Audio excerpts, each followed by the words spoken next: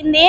మా సమ్మెలో భాగంగా మేము కోరిన డిమాండ్స్ ఏమీ గవర్నమెంట్ పరిష్కారం చేయలేదు.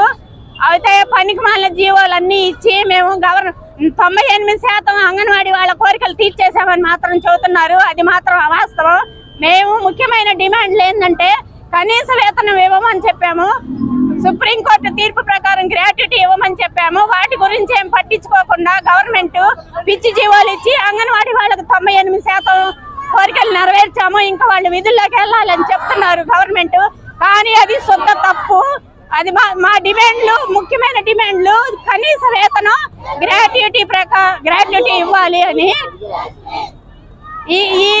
ఈ కోరికలు కనుక తీర్చకపోతే మా సమ్మె ఇంకా ఉధృతం చేస్తామని గవర్నమెంట్ కి చెప్తున్నాము, హెచ్చరిక చేస్తున్నాము. మా కోరికలు కనుక తీర్చకపోతే ఎన్ని రోజులైనా మేము ఈ స్ట్రైక్ లో పాల్గొని మరింత ఉధృతం చేస్తామని చెప్తున్నాం.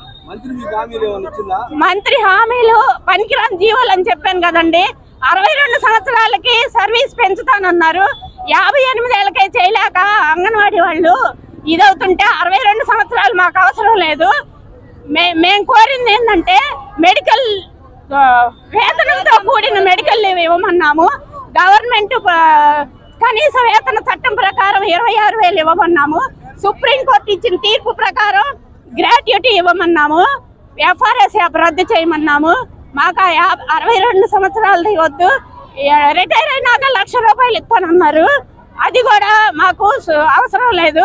మాకు కనీస వేతనం పెంచితే మాకు అదే ఇది మేము కోరిన డిమాండ్లో అది ముఖ్యమైంది. ఈ డిమాండ్లు కనుక తీర్చకపోతే మేము మాత్రం సమ్మెను మరింత ఉధృతం చేస్తామని anganwadi workers and helpers union తరఫున హెచ్చరిస్తున్నాం.